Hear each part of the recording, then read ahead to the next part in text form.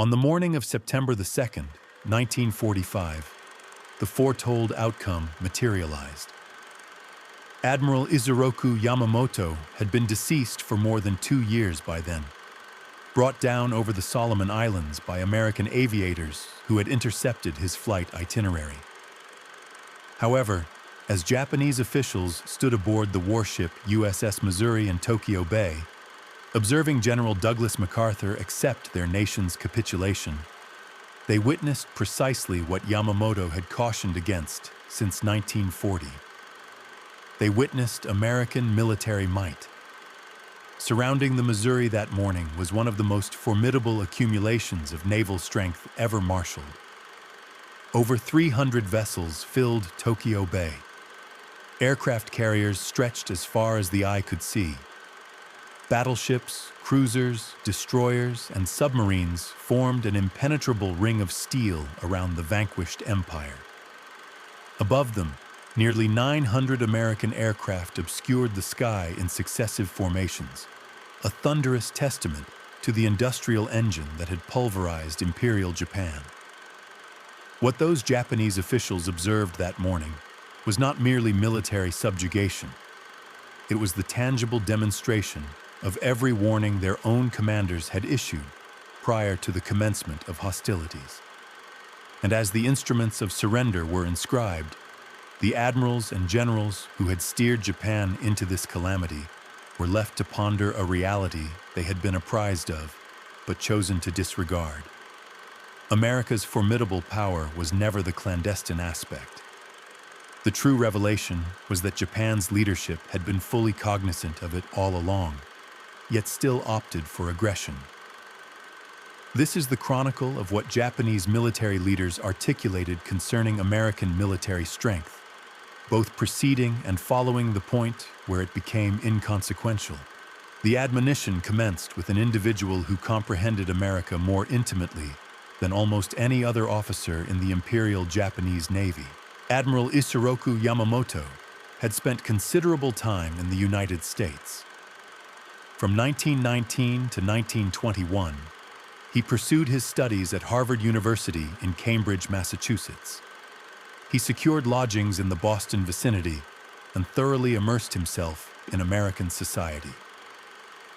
He strolled along the tree-lined thoroughfares of New England, observing the day-to-day existence of ordinary Americans. Yamamoto was 35 years of age when he matriculated at Harvard. He had already sustained the loss of 2 digits from his left hand during the Battle of Tsushima against the Russian fleet in 1905. He bore the physical marks of naval engagements on his person, yet nothing in his prior experiences had prepared him for the encounters he would have in the United States. He learned to participate in poker and bridge, pastimes that would evolve into lifelong enthusiasms. He discovered that these card games imparted crucial insights into American temperament. Americans were bold risk-takers, adept at calculating probabilities and playing with the intent to triumph. They did not accept defeat with grace. They meticulously analyzed their adversaries and exploited vulnerabilities. These were not the characteristics of a weak, decadent populace. He delved into economics, focusing his attention on understanding the petroleum sector, recognizing that crude oil would be the indispensable resource for modern warfare. Vessels operated on petroleum. Aircraft relied on petroleum. Armored vehicles were propelled by petroleum. A naval force devoid of fuel was no naval force at all. And America possessed a wealth of oil that Yamamoto could scarcely have conceived. The young Japanese officer arrived in America anticipating an education in its military capabilities. What he uncovered extended far beyond armaments and vessels. Yamamoto encountered a society of opulence that appeared almost unfathomable to a man raised in resource-scarce Japan. Where Japan grappled with deficiencies in virtually every commodity, America enjoyed surpluses of nearly everything. 3 observations particularly astonished him during his tenure in America. First, Women attended higher education institutions as equals alongside men. This was virtually inconceivable in Japan at that juncture, suggesting a society prepared to mobilize its entire populace for national objectives.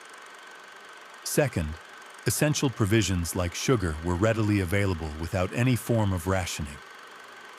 Japan perpetually contended with shortages. Yet, America treated luxuries as commonplace necessities. Third, and most critically, the manufacturing plants, steel foundries, and petroleum extraction sites demonstrated an unprecedented production capacity that dwarfed anything in Asia. Yamamoto traversed the United States extensively during his period of service. He visited automotive assembly plants in Detroit, where he witnessed Ford and General Motors producing vehicles on assembly lines at rates that seemed extraordinary. A single Ford facility could manufacture more automobiles in a month than Japan's entire automotive industry produced in a year. The efficiency of American manufacturing was unlike anything Yamamoto had witnessed in Asia or Europe. He observed the oil fields in Texas, where American wells extracted more petroleum in a single month than Japan possessed in its entire strategic reserve. The immense derricks stretched across the landscape in every direction. Vast tank farms held millions of barrels of crude oil. Refineries processed fuel without interruption. Japan, in stark contrast, had virtually no indigenous oil production. Every drop of fuel for Japanese vessels and aircraft had to be imported, predominantly from the Dutch East Indies, traversing thousands of miles of vulnerable maritime routes. He surveyed the steel mills of Pennsylvania, where blast furnaces yielded more metal in a year than all of Japanese industry combined. Rivers of molten steel flowed from furnaces that operated continuously. Pittsburgh alone produced more steel than the entirety of the Japanese Empire, and steel was the bedrock of modern warfare. Without steel, there could be no vessels, no tanks, no artillery, no aircraft. What he witnessed fundamentally reshaped his comprehension of the challenges Japan would face should it ever engage in conflict with the United States. Upon returning to Japan, Yamamoto ascended through the ranks of the Imperial Navy. He became a proponent of naval aviation at a time when most admirals still regarded battleships as the ultimate manifestation of maritime power. He played a crucial role in developing Japan's carrier fleet into the preeminent offensive force in the Pacific. He served as naval attaché in Washington from 1926 to 1928, deepening his understanding of American society and military prowess. During his second sojourn in America, Yamamoto studied the nation with even greater meticulousness. He visited American military installations. He observed naval maneuvers. He perused American newspapers and periodicals. He engaged in card games with American officers and industrialists, learning to grasp their psychological makeup and competitive spirit. He achieved fluency in English. He developed an appreciation for American culture that engendered in him both respect and apprehension towards the United States. And throughout his career, he persistently cautioned his government regarding the peril of underestimating American industrial might. In 1940, as militaristic elements in Tokyo pressed for an offensive against the Western powers, Yamamoto was queried as to the probable outcome if Japan were to attack the United States. His response became one of the most prescient declarations of the entire conflict. He informed Prime Minister Fumimaru Konoe that if ordered to engage, he would achieve overwhelming victories for the initial 6 months to a year of hostilities against the United States and Great Britain. He would secure successive triumphs, but should the war persist beyond that period, he held no expectation of success. Yamamoto apprehended something that his associates were unwilling to acknowledge. He had observed the factories. He had witnessed the abundant natural resources. He understood that Japan lacked the national capacity for a protracted engagement with America, as he plainly stated to anyone willing to heed his words. Anyone who has witnessed the automotive factories in Detroit and the oil fields in Texas comprehends that Japan lacks the national power for a naval contest with America. This pronouncement has been corroborated by numerous historical accounts. Yamamoto uttered these words to his colleagues prior to the outbreak of war. He was not forecasting defeat to undermine national morale. He was endeavoring to avert a catastrophic miscalculation. Yet Yamamoto's warnings extended beyond economic considerations. He grasped the psychological dimensions of any confrontation with America. When discussing what would be necessary for Japan to achieve actual victory over the United States, he made a statement that illuminated the futility of such an undertaking.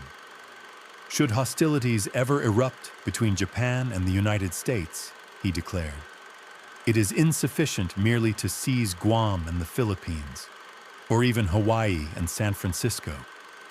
We would need to march into Washington and impose the treaty in the White House. This was not a boast. Yamamoto was conveying the contrary point. He was informing his colleagues that nothing short of the complete subjugation of America would constitute victory, and such a conquest was patently impossible. Even within his most ambitious strategic fantasies, Japan could not project power across the vast Pacific to the American mainland, occupy it against armed resistance, and dictate terms from the American capital. Japanese propagandists would later extract this statement from its context, presenting it as a confident prediction of triumph. American propagandists likewise employed it, utilizing it to portray Yamamoto as a dangerous zealot. However, Yamamoto's intended meaning was precisely the opposite. He was advocating against war by demonstrating its inherent impossibility. Despite his reservations, Yamamoto remained a devoted officer. Once the decision for war was rendered against his counsel, he channeled his considerable intellect into affording Japan its optimal prospect of success. He devised the assault on Pearl Harbor with the specific aim of neutralizing the American Pacific Fleet and granting Japan time to establish a defensive perimeter. If Japan could not prevail in a prolonged conflict, perhaps it could win a brief one. On December 7, 1941, Japanese aircraft launched from 6 carriers and assaulted the American naval installation at Pearl Harbor, Hawaii. The strike force achieved complete tactical surprise. 2 waves of aircraft, exceeding 350 planes in total, descended upon the harbor beginning at 7:55 in the morning local time. American sailors were partaking in breakfast. Soldiers were asleep in their quarters. The tranquility of Sunday morning was shattered by diving aircraft and exploding ordnance. 18 American vessels were sunk or sustained damage, including 8 battleships. The USS Arizona experienced a catastrophic detonation when a bomb breached its forward magazine, claiming the lives of over 1,100 sailors in mere seconds. The USS Oklahoma capsized following multiple torpedo impacts, trapping hundreds of men below deck. The USS West Virginia settled to the harbor floor engulfed in flames. 188 American aircraft were destroyed on the ground. Many of them were positioned wingtip to wingtip as a safeguard against sabotage, rendering them perfect targets for Japanese strafing runs. Over 2,400 Americans perished that morning, and more than 1,100 sustained injuries. Japanese aviators returned to their carriers, exulting in what appeared to be a stunning triumph. Admiral Chuichi Nagumo, commander of the strike force, received felicitations from his officers. Commander Mitsu Fuchida, who had led the initial wave and transmitted the famous Tora, Tora, Tora message, confirming surprise, circled above the harbor, observing the devastation below. Nagumo opted to withdraw, He had achieved his mission objectives. His aircraft had sustained losses. American defenses were now fully operational. The prudent course was to return home. It was a decision that would be a subject of historical debate for many years. The American fuel storage facilities at Pearl Harbor remained intact. The repair workshops that would soon restore many of those submerged battleships to operational status had not been touched. The submarine base was undamaged, but Yamamoto was not celebrating. When news of the successful attack reached him aboard his flagship, the battleship Nagato, Yamamoto was somber. He recognized what others had overlooked. The American aircraft carriers had not been present in the harbor. Enterprise, Lexington, and Saratoga had all evaded destruction. The attack had sunk obsolescent battleships, but missed the vessels that would ultimately decide the Pacific War.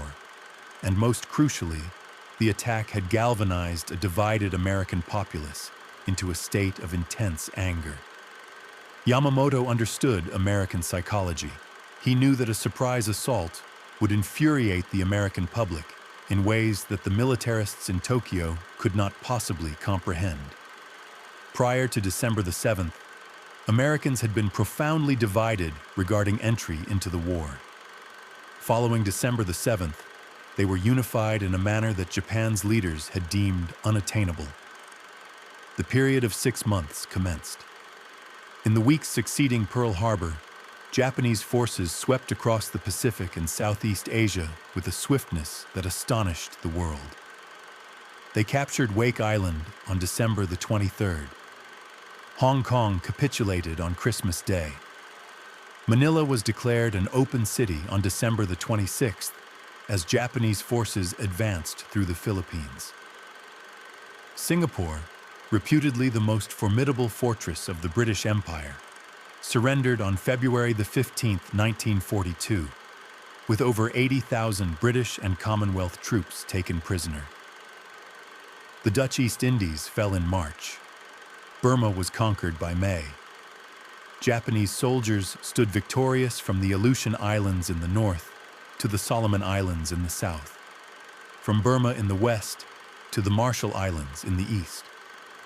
It represented the most extensive and rapid territorial expansion in military history.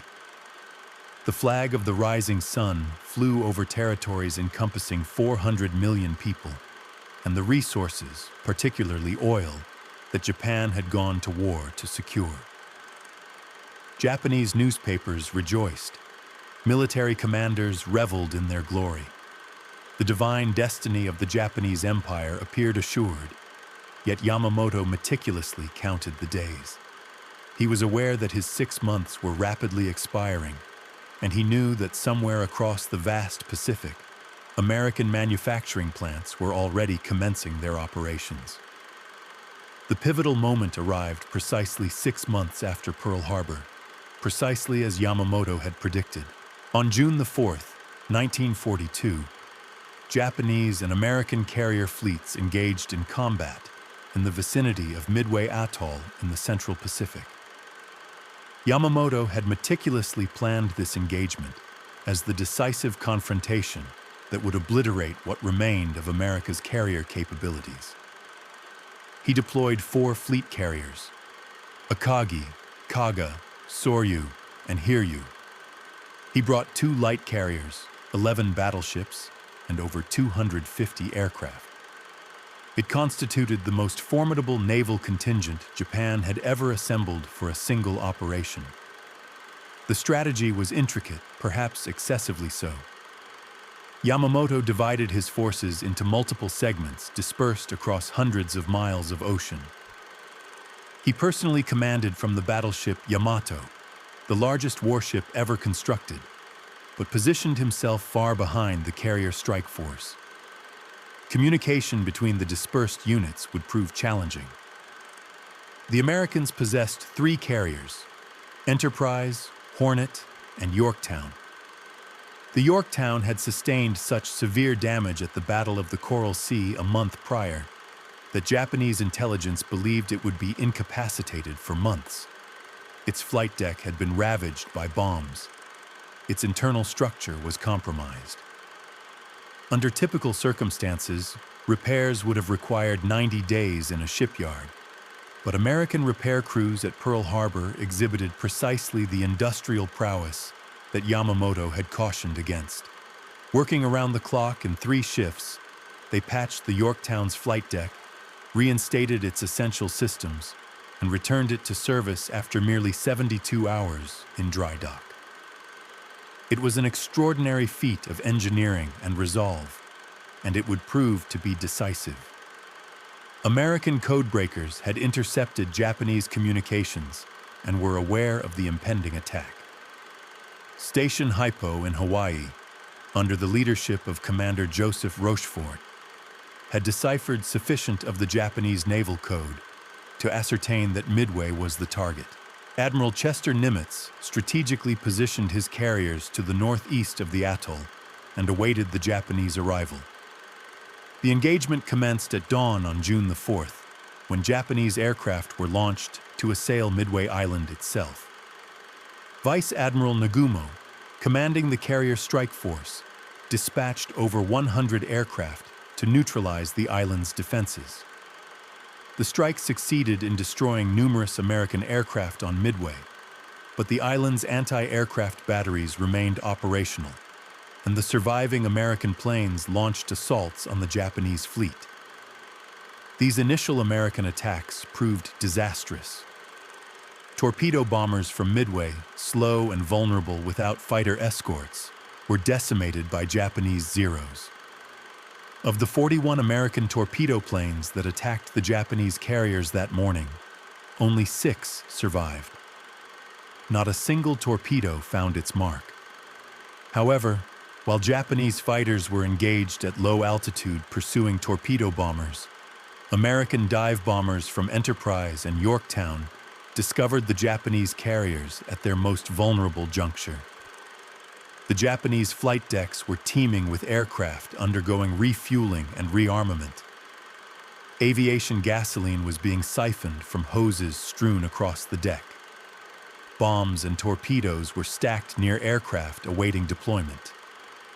The carriers were essentially floating ammunition dumps. Lieutenant Commander Wade McCluskey led dive bombers from the Enterprise. They had been searching for the Japanese fleet and were running critically low on fuel.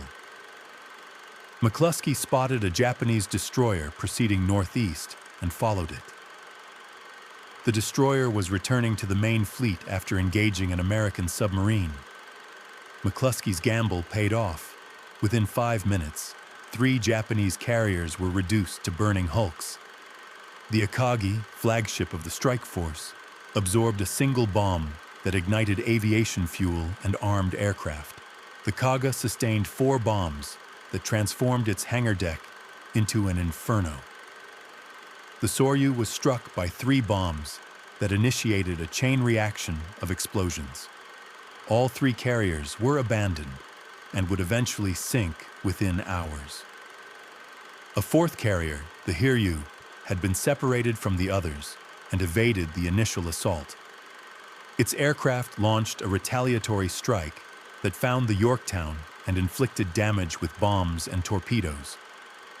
The American carrier sustained mortal wounds and ultimately sank after being struck by a Japanese submarine 2 days later. However, the Hiryu itself was located later that afternoon. American dive bombers discovered it and scored 4 direct hits. It burned throughout the night and was scuttled the following morning. In a single day, Japan lost 4 fleet carriers, a heavy cruiser, 248 aircraft, and over 3,000 sailors and airmen, including many of its most experienced pilots. American losses comprised 1 carrier, 1 destroyer, 150 aircraft, and 307 personnel. Japan had endured its first decisive carrier defeat and its most catastrophic naval setback since the ascendance of the Imperial Navy. More significantly, the period of expansion had concluded. From this point forward, Japan would engage in a defensive conflict it could not win. Yamamoto received the news aboard his flagship. According to officers who witnessed his reaction, he was not surprised. He had predicted 6 months of victory. Midway occurred 6 months after Pearl Harbor. His prophecy had been fulfilled to the day. The subsequent phase of the war revealed precisely what Yamamoto had forewarned. While Japan struggled to replace its lost carriers and pilots, American industry was just beginning to gain momentum. Prior to the war, Japan possessed 6 large fleet carriers. After Midway, it had 2. Japanese shipyards commenced construction on new carriers, but their industrial infrastructure was fundamentally constrained. Raw materials were scarce, and becoming increasingly so as American submarines intercepted merchant vessels transporting supplies from conquered territories. Skilled laborers were few because Japan lacked the extensive pool of trained industrial workers that America possessed. Each new carrier required years to complete. The United States had 7 fleet carriers at the commencement of the war. By 1943, American shipyards were launching a new carrier every month. By 1944, the Pacific Fleet boasted more than 20 fleet and light carriers, with dozens more under construction. American industrial output was not merely increasing, it was accelerating. The Essex-class carriers epitomized American industrial might. These vessels displaced over 27,000 tons when fully loaded and carried approximately 90 aircraft each. They were the most potent warships ever constructed, superior in every aspect to Japanese carriers. They were faster, more robustly armored, carried a larger complement of aircraft, and incorporated design advancements derived from the early engagements of the war. Prior to the conflict, the construction of a vessel of that caliber would typically necessitate 3 to 4 years. However, American shipyards, operating continuously with 3 rotating shifts and implementing groundbreaking manufacturing methodologies, such as the prefabrication of hull sections, successfully reduced the build duration to a mere 14 months. Shipyards like Newport News Shipyard, as well as Brooklyn Navy Yard and the Four River Shipyard located in Quincy, Massachusetts, consistently delivered Essex-class carriers in rapid succession. Throughout the war, 24 Essex-class carriers were constructed, with 14 of them actively participating in combat engagements in the Pacific theater. The pace of American destroyer production was equally astonishing. At one juncture in 1943, American shipyards were launching a new destroyer every 4 days. Navy officials humorously suggested they had to request Congress cease ordering destroyers, as the fleet possessed more than it could adequately crew. While not entirely factual, this remark captured the immense scale of American manufacturing capabilities. Liberty ships, the cargo vessels vital for transporting supplies across the Pacific, were built at an even more accelerated rate. The average construction time for these ships decreased from 244 days at the outset of the war to just 42 days by 1943. As a testament to the prowess of American industry, one Liberty ship, the SS Robert E. Peary, was completed in a remarkable 4 days, 15 hours, and 29 minutes. In total, more than 2,700 Liberty ships were built during the war. Japanese aviators, who had previously dominated the skies over Pearl Harbor and the Philippines, suddenly found themselves confronting an unceasing influx of new American aircraft. The Mitsubishi A6M-0, a fighter aircraft that had instilled terror in Allied airmen during 1941 and 1942, was ingeniously designed for extreme lightness and agility. It possessed the capability to outclimb and outmaneuver virtually any adversary. Japanese pilots favored it due to its exceptional performance. But this agility was achieved at the cost of sacrificing armor plating and self-sealing fuel tanks. A few well-placed hits from American weaponry could easily send a Zero into a fiery demise. Surviving Japanese pilots quickly learned to respect this critical vulnerability. Those who failed to adapt met a fatal end. American designers adopted a contrasting philosophy. The Grumman F-6F Hellcat, while heavier than the Zero and less adept at climbing or tight turns, boasted superior speed in level flight and in a dive. It was equipped with heavier ordnance, featuring .65 caliber machine guns compared to the Zero's 20mm cannon and 2 light machine guns.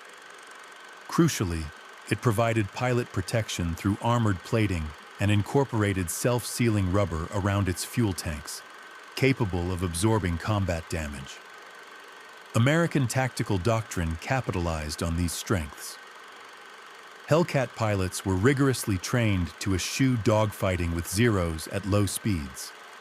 Instead, they were instructed to leverage their superior speed and diving capabilities for swift, slashing attacks, inflicting heavy damage before disengaging, thus preventing Japanese pilots from mounting an effective counterattack. These tactics proved devastatingly effective. The Vought F-4U Corsair proved to be an even more formidable aircraft. Initially conceived for carrier operations, it presented landing challenges on carrier decks in its early stages. However, Marine Corps squadrons operating from island airfields embraced it with great enthusiasm. The Corsair was the fastest fighter in the Pacific theater, capable of exceeding 400 miles per hour. Japanese pilots grew to fear its distinctive inverted gull-wing silhouette. The Lockheed P-38 Lightning, with its twin engines and twin tail booms, offered American pilots extended operational range and formidable firepower concentrated in the nose. It was P-38s that would ultimately be responsible for the downing of Admiral Yamamoto himself. However, it was not solely the quality of American equipment that overwhelmed Japan. It was the sheer quantity, on a scale almost beyond comprehension. The United States produced in excess of 300,000 military aircraft during World War II, while Japan manufactured approximately 70,000.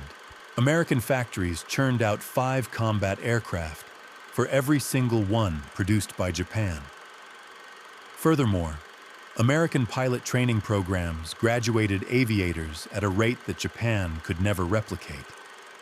When Japanese pilots were lost in action, they were replaced by hastily trained recruits with insufficient flight hours. Conversely, when American pilots perished, they were supplanted by aviators who had undergone hundreds of hours of comprehensive training in stateside programs, operated without the immediate threat of enemy attack. This disparity extended to every category of military hardware. American shipyards constructed over 150 aircraft carriers of all types during the war, whereas Japan built only 18.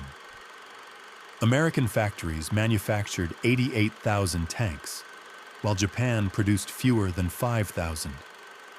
American armories produced 41 billion rounds of small arms ammunition, a figure dwarfing Japan's output. Emperor Hirohito himself began to recognize this stark imbalance. In late December of 1942, amidst the fierce fighting for Guadalcanal, Hirohito questioned his military commanders regarding the perceived superior equipment of American forces compared to his own. While his generals and admirals cited logistical and supply chain complexities, one exchange illuminated the fundamental issue. Hirohito inquired about reports indicating that Americans completed airfield construction within days, while Japanese engineers required over a month. His officers explained that American forces utilized machinery to execute tasks that their Japanese counterparts performed manually. American construction equipment could clear dense jungle and level terrain at unprecedented speeds. The emperor reportedly fell into silence. He grasped the profound implication. Japan was engaged in a conflict of human manpower against a nation of machines. The engagement for Guadalcanal devolved into a protracted war of attrition that Japan was incapable of winning. American forces had landed on August 7, 1942, a mere 2 months after the Battle of Midway. They seized an incomplete Japanese airfield that construction crews had nearly finished on the island's northern coast. American engineers finalized the airfield in record time, laying down pierced steel planking over the unpaved runway and christening it Henderson Field in honor of Major Lofton Henderson, a Marine aviator who perished at Midway while leading a dive bomber attack against Japanese carriers.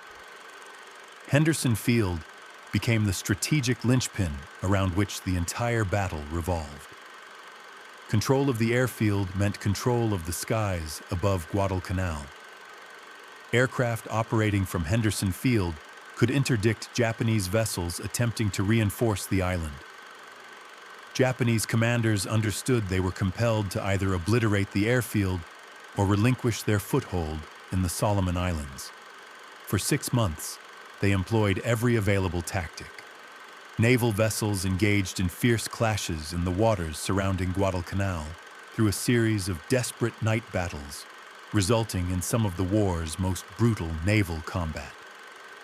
Japanese commanders excelled in night engagements, employing their superior proficiency in torpedo tactics and their devastating long-lance torpedoes. American ships frequently found themselves at a disadvantage in these nocturnal encounters. Both sides sustained substantial losses, with the waters becoming known as Iron Bottom Sound due to the sheer number of vessels that met their end there. The naval engagement near Savo Island on August 8th and 9th proved catastrophic for the Allies.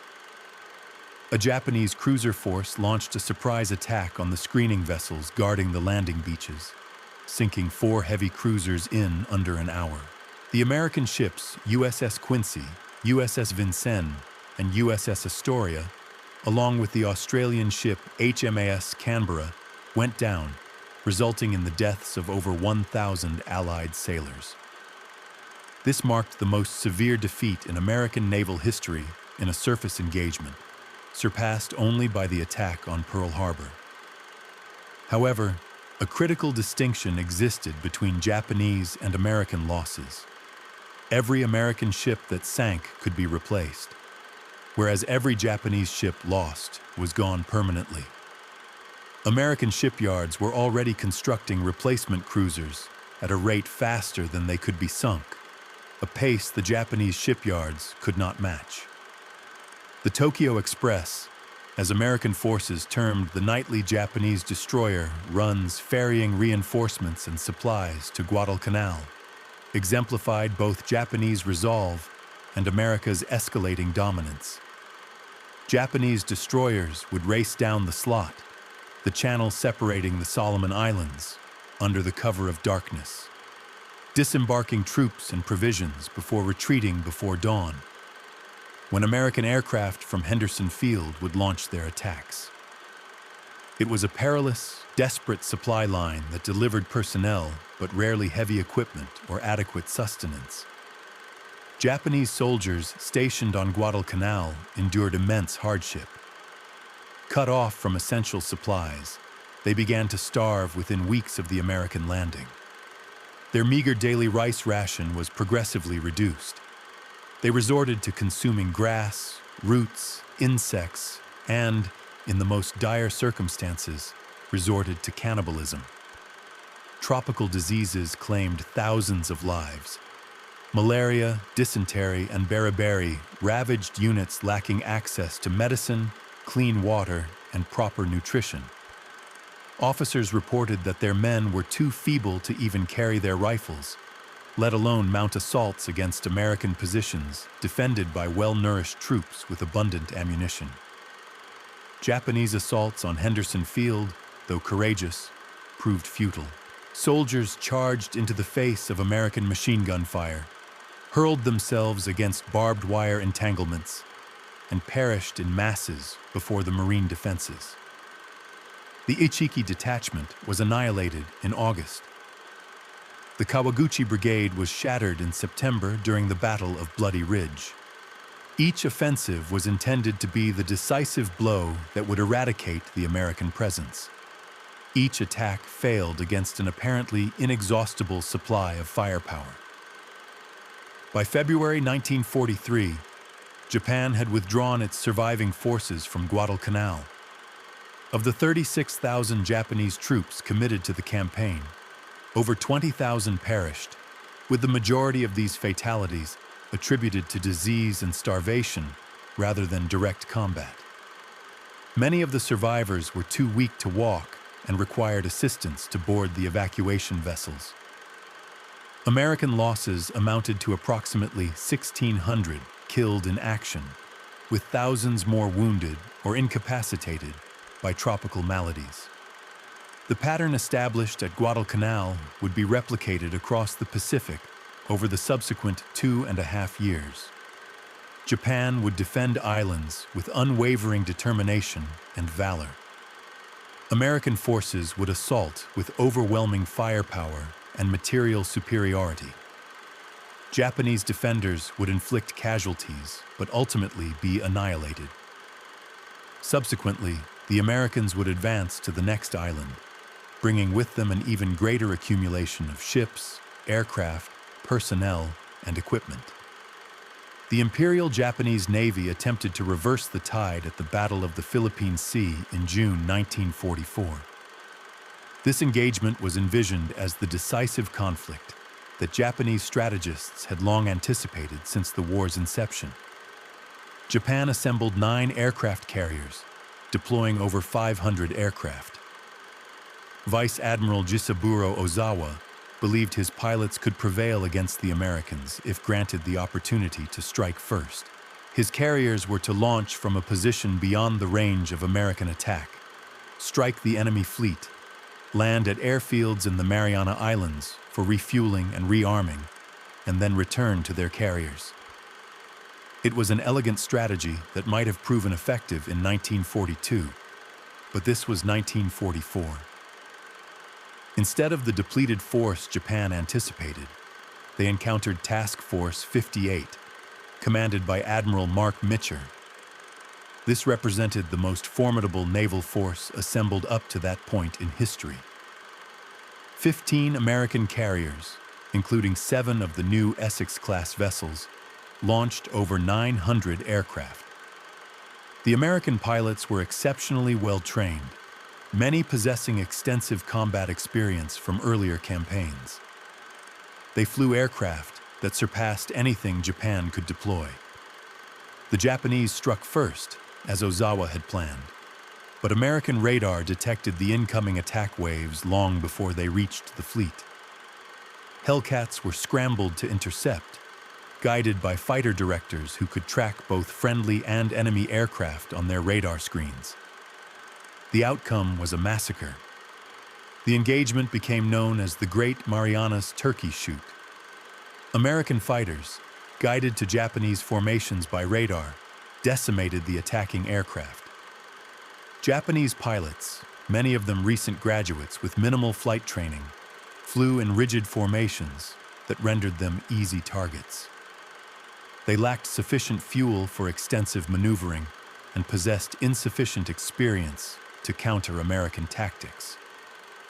Over 350 Japanese aircraft were shot down on June 19th alone. American fighters and anti-aircraft batteries systematically destroyed wave after wave of attackers. Only a handful of Japanese aircraft managed to reach the American fleet, inflicting minimal damage. American losses on that day were approximately 30 aircraft. The following day, American aircraft located the Japanese fleet and attacked from extreme range near sunset. They sank the carrier Hosho and inflicted damage on several other vessels. The return flight to American carriers in darkness proved perilous. Numerous pilots ran out of fuel and were forced to ditch in the ocean. but rescue operations successfully recovered most of the downed aircrews. Over 50 American aircraft were lost due to fuel exhaustion, resulting in the deaths of 16 pilots and 33 aircrew. By the conclusion of the battle, Japan had lost 3 carriers, including the Taiho, the fleet's newest and most advanced ship, which was destroyed by an explosion caused by aviation fuel fumes. More than 600 aircraft were destroyed. Critically, Japan lost the majority of its remaining trained naval aviators. The men lost over the Philippine Sea could never be replaced. Japan no longer had the capacity to adequately train pilots, and the availability of fuel for training flights became increasingly scarce. The Japanese carrier force was effectively rendered obsolete as a combat unit. It would sortie one final time at the Battle of Leyte Gulf in October 1944, but solely as a diversionary force intended to lure American carriers away from the invasion beaches. The once mighty carriers that had struck Pearl Harbor and conquered half the Pacific were reduced to derelict hulks, serving as decoys. American pilots who participated in the Battle of the Philippine Sea expressed astonishment at the ease of their victory. The Japanese pilots they encountered bore no resemblance to the skilled veterans of 1941 and 1942. These were hastily trained replacements who flew predictable formations and were quickly eliminated by American weaponry. One American pilot likened the experience to shooting fish in a barrel.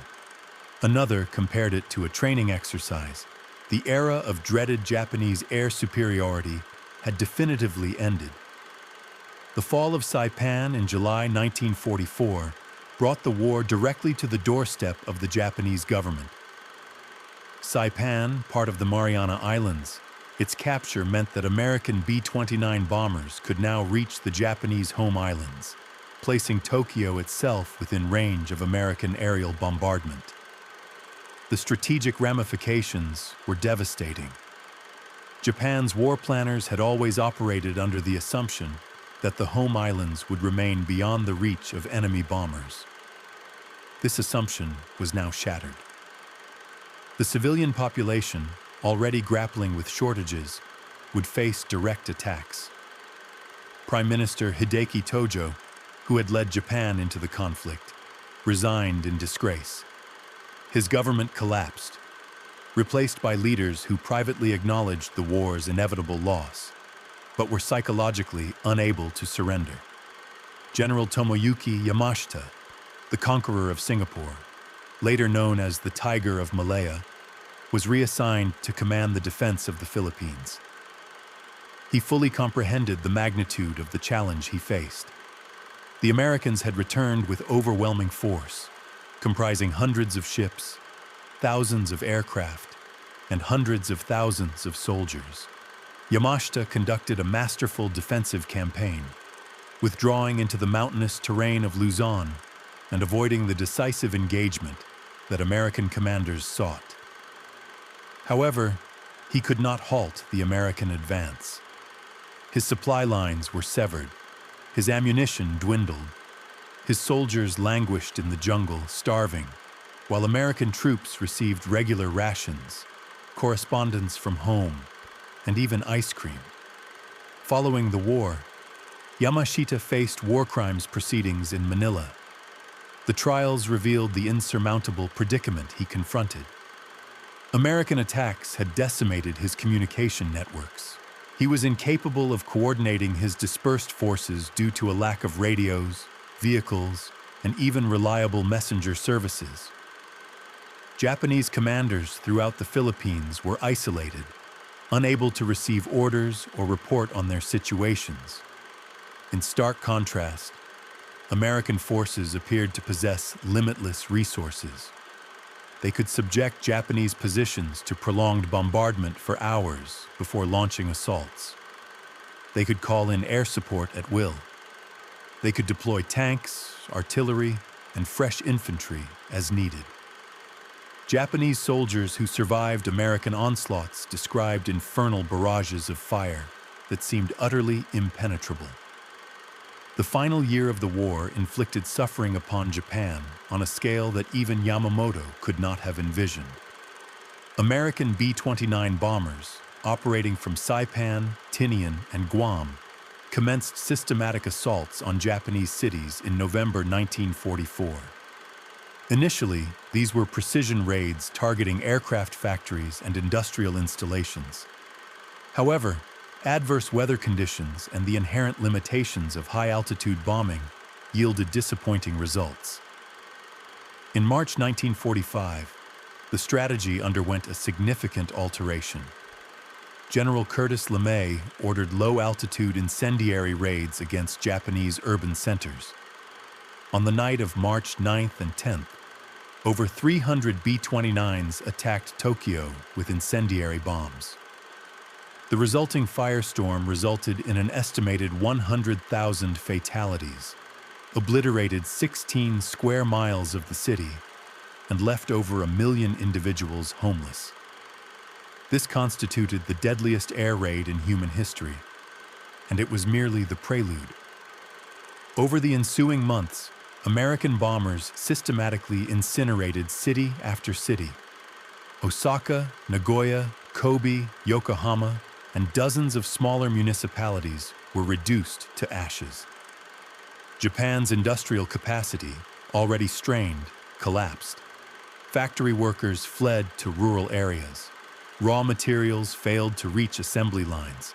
Production of aircraft, ammunition, and equipment plummeted catastrophically. By the summer of 1945, American bombers had exhausted the major cities available for destruction. They commenced attacks on smaller towns, issuing warnings to residents via leaflets prior to raids.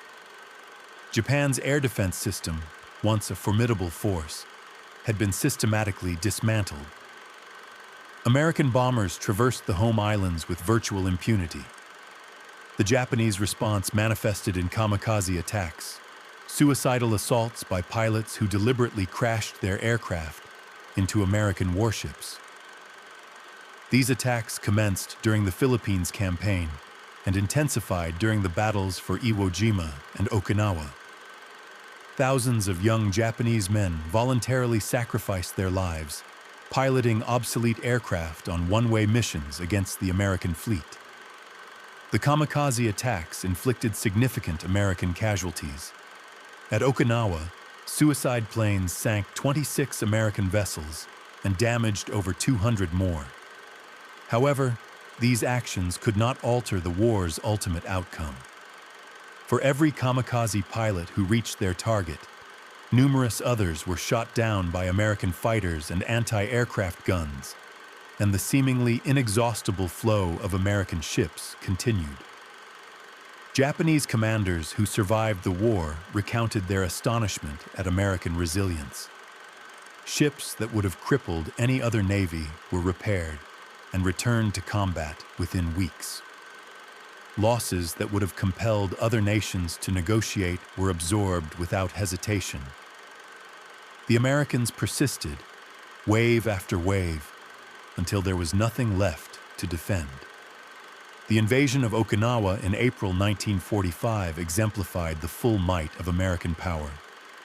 The assault force comprised over 1,300 ships and more than 180,000 soldiers, sailors, and Marines. It represented the largest amphibious operation of the Pacific War. Japanese defenders fought with their characteristic tenacity. Over 100,000 Japanese soldiers perished defending the island.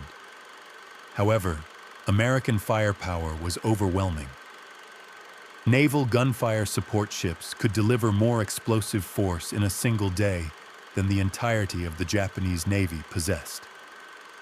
Carrier aircraft attacked at will, having annihilated the remnants of Japanese air power. The battle for Okinawa spanned nearly 3 months and resulted in over 12,000 American lives lost, with total casualties approaching 50,000 when including the wounded. Japanese military deaths exceeded 100,000. Civilian casualties on the island may have reached an additional 100,000. including many who committed suicide rather than surrender. By the summer of 1945, Japan was utterly defeated but had not surrendered. American military planners prepared for Operation Downfall, the invasion of the Japanese home islands. They estimated over 1 million American casualties, with a potential for 10 million Japanese deaths. The ensuing combat would render the Battle of Okinawa seemingly minor by comparison, but another demonstration of American industrial and scientific prowess was imminent. Since 1942, the United States had been engaged in a clandestine project codenamed Manhattan. Thousands of scientists, engineers, and laborers toiled at sites across the nation, including Los Alamos in New Mexico, Oak Ridge in Tennessee, and Hanford in Washington. They were developing the most destructive weapon in human history, and Japan possessed no comparable program. The development of the atomic weapon incurred an expenditure of roughly $2 billion, a sum equivalent to over $30 billion in current value. At its zenith, the endeavor involved more than 125,000 individuals and consumed an amount of electrical power exceeding that of several smaller nations. It represented an industrial and scientific undertaking that no other global power could have mustered during that period of conflict. On the 6th day of August, 1945, a solitary B-29 bomber, christened the Enola Gay and captained by Colonel Paul Tibbets, delivered a nuclear device known as Little Boy upon Hiroshima. The detonation occurred at 15 minutes past 8 in the morning, local time, at an altitude of approximately 1,900 feet above the city. The initial blast instantly claimed the lives of about 80,000 people. A superheated sphere, hotter than the sun's surface, vaporized everything within a half-mile radius. The shockwave leveled structures up to a mile distant. Conflagrations raged through the devastation, fanned by the intense heat. Within hours, a peculiar black precipitation, laden with radioactive particulate matter, descended upon the ravaged metropolis. By the close of 1945, the casualty count would ascend to an estimated 140,000, as individuals succumbed to severe burns, radiation exposure, ensuing illnesses, and other grievous injuries. Despite these catastrophic events, Japanese leadership remained resistant to immediate capitulation.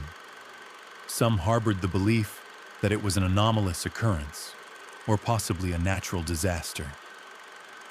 Others suspected the deployment of a novel weapon, but doubted America's capacity to possess more than a single such device. The Supreme Council convened, yet a consensus on a course of action remained elusive. 3 days later, a second atomic bomb obliterated Nagasaki. The device, codenamed Fat Man, a plutonium-based implosion weapon distinct in its design from the Hiroshima bomb, detonated over Nagasaki at 11:02 in the morning on the 9th of August. The city's undulating topography mitigated the destructive impact compared to the flat expanse of Hiroshima. However, approximately 40,000 individuals perished instantaneously, with the ultimate death toll surpassing 70,000. These instruments of war embodied a force unprecedented in human history: the capacity to obliterate an entire urban center with a solitary bomb carried by a single aircraft. The fact that America possessed such armaments while Japan did not underscore the profound imbalance between the two belligerents. American industry, scientific prowess, and material resources had yielded weaponry that Japan could neither conceive of nor construct. Certain elements within the Japanese military establishment advocated for continued resistance even after the Nagasaki bombing. They contended that Japan still maintained millions of combat-ready soldiers and reiterated their conviction that the Americans could not possess a substantial number of atomic bombs. They urged preparations for a final, desperate defense of their homeland. Emperor Hirohito personally intervened to bring the war to a close. In a move without precedent, he attended an imperial conference shortly before midnight on the 9th of August and declared his endorsement of the Allied terms for surrender. On the 14th of August, the Council acceded to these terms. On the 15th of August, 1945, a recorded address from Hirohito was transmitted to the Japanese populace for the first time in their history. The emperor refrained from explicitly using the word surrender. Japanese officials found themselves unable to articulate such a direct admission of defeat. Instead, Hirohito stated that the prevailing circumstances of the war had not developed in a manner particularly advantageous to Japan. He announced that Japan had resolved to effect a resolution to the present situation by resorting to an extraordinary measure. The implication was unmistakable, notwithstanding the circumspect language. Japan had been defeated. On the 2nd of September, aboard the USS Missouri, the formal instrument of surrender was executed. General MacArthur presided over the ceremony. Representatives of Japan affixed their signatures to documents acknowledging their complete capitulation. Surrounding the Missouri were 300 vessels and 900 aircraft, a formidable display of the power that had brought about the downfall of the Japanese Empire. This served as a tangible manifestation of everything Admiral Yamamoto had foreseen and his contemporaries had dismissed. In the aftermath of the war, surviving Japanese commanders were subjected to interrogations by American officers tasked with understanding the conflict from the adversary's viewpoint. These interviews, conducted under the auspices of the United States Strategic Bombing Survey and other intelligence initiatives, revealed that many Japanese leaders had recognized the futility of their cause from the outset. Nevertheless, they had persevered in the fight, driven by loyalty, a sense of honor, or an inability to envision any alternative path. Commander Mitsuo Fuchida, who had spearheaded the aerial assault on Pearl Harbor, was among those questioned. Fuchida had famously broadcast the code phrase, "Tora, Tora, Tora," signifying the successful achievement of surprise over Hawaii. Gazing down upon Pearl Harbor as American battleships erupted in flames, he had believed he was witnessing a Japanese triumph. He had survived the war, participating in numerous major engagements, and was one of the few Japanese aviators to do so. Fuchida conveyed to his American interrogators that Japan had never possessed a realistic prospect of victory. He argued that the attack on Pearl Harbor had constituted a strategic miscalculation, igniting American wrath without crippling its formidable power. He believed that the aircraft carriers that had evaded destruction would have presented far more valuable targets than the obsolete battleships that were sunk. Subsequent historical analyses have questioned certain details within Fuchida's accounts, noting occasional discrepancies with other eyewitness testimonies. Nevertheless, the overarching conclusion that Japan had fundamentally underestimated American resolve and industrial might was shared by numerous Japanese officers who survived the war. When queried about American firepower, Fuchida recounted the shock experienced by Japanese aviators as the conflict progressed. In 1941, Japanese aircraft and pilots held a discernible superiority over their American counterparts. Japanese training was exceptionally rigorous, producing highly skilled aviators. Their aircraft were engineered for the specific demands of Pacific warfare, with the Zero fighter recognized as the preeminent carrier-based aircraft globally. However, by 1943, the balance had shifted dramatically. American aircraft were superior in design, more heavily armed, and exhibited greater resilience in combat. Crucially, American pilots were far more numerous and possessed increasingly substantial combat experience. The seasoned Japanese aviators who had dominated the early engagements had perished in battles such as Midway and the Solomons, and across numerous other theaters. Their replacements were neophytes, incapable of matching American training due to Japan's scarcity of fuel and time for adequate instruction. Fuchida recollected missions during the later war years where Japanese formations were intercepted by overwhelming swarms of American fighters before they could even reach their intended objectives.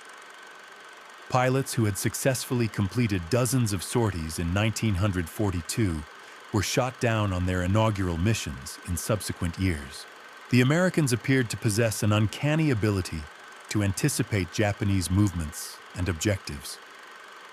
Fuchida was unaware of American code-breaking efforts, but recognized that Japanese pilots had forfeited the technological and tactical ascendancy they once held. Other Japanese officers articulated their growing despair as American production capabilities relentlessly overwhelmed their defenses. One naval officer described observing American fleets appear on the horizon, aware that each vessel carried more ammunition than his entire command would receive in a month. He witnessed American destroyers expend more ordnance in a single bombardment than Japanese ships received throughout an entire year of resupply. This disparity was not solely material, it was profoundly psychological. Japanese defenders understood they were confronting an adversary capable of prodigious expenditure of resources that they could not possibly replenish. An army general recounted ordering assaults against American positions that were fortified with more artillery than Japan possessed in its entire armed forces. He observed American firepower reduce his defensive strongholds to rubble before the infantry could even advance. He then ordered counterattacks that were annihilated by naval artillery support, directed from ships offshore. He comprehended that courage and unwavering determination were utterly inconsequential against an enemy that could simply inundate them with overwhelming barrages of steel and explosives. The fundamental truth that emerged from these interrogations was stark and unequivocal. Japan had initiated hostilities against a nation possessing 10 times its industrial output, 3 times its population, and vastly superior natural resources. Japanese planners had anticipated a swift conflict, culminating in a negotiated peace. They operated under the assumption that the Americans, who had exhibited hesitancy in entering the European conflict, would be unwilling to bear the immense cost of retaking distant Pacific islands. Their assessment was that, following initial setbacks, America would opt for negotiation rather than engage in a protracted and costly campaign across the vast Pacific. They ultimately experienced a prolonged war that ended in complete devastation. Admiral Yamamoto did not live to witness the final defeat. On the 18th of April, 1943, American codebreakers intercepted his travel itinerary. A squadron of P-38 Lightning fighter planes was dispatched to intercept his aircraft over Bougainville in the Solomon Islands. The mission proved successful. Yamamoto's plane was shot down, and the admiral who had masterminded the Pearl Harbor attack was killed. His demise occurred less than a year and a half after the strike intended to secure victory for Japan. Within that brief interval, all of his dire predictions had been validated. The initial 6 months of perceived triumph were followed by relentless, grinding defeat. American industrial might proved instrumental in crushing Japanese expansionism. The slumbering giant had indeed awakened. The true tragedy of the Pacific War was not that Japan had underestimated America. The tragedy lay in the fact that Japan's most esteemed naval strategist had precisely informed his government of the impending outcome. Yet they proceeded with their aggressive actions regardless. Yamamoto had issued clear warnings concerning Detroit's manufacturing capacity and Texas's abundant oil reserves. His colleagues, however, dismissed his concerns as excessive caution. Yamamoto accurately predicted 6 months of initial successes, followed by eventual defeat. His peers, conversely, assumed that American complacency would preclude sustained resistance. Yamamoto articulated that Japan would need to march all the way to Washington to achieve victory. His contemporaries, however, believed that the seizure of a few islands would compel the United States to negotiate. They were mistaken in virtually every regard, and millions of individuals, Japanese, American, and others across Asia and the Pacific, paid the ultimate price for their willful ignorance. In his final years, Yamamoto grew increasingly fatalistic regarding the war he had been compelled to lead. He confided in his subordinates that he felt he was living on borrowed time and anticipated his death before the conflict concluded.